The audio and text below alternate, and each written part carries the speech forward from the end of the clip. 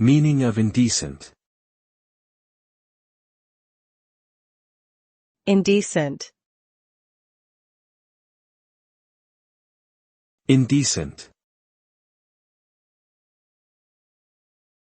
Indecent.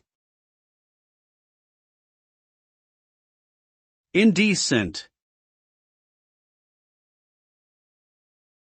The term indecent is used to describe behavior or language that is considered inappropriate or offensive in social, moral, or legal terms. Indecent behavior can include acts such as sexual harassment, public nudity, and lewd conduct.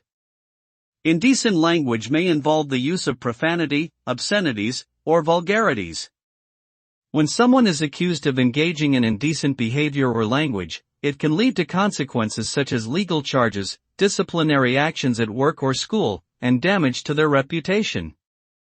Therefore, it is important for individuals to be mindful of their actions and words and avoid behaving indecently.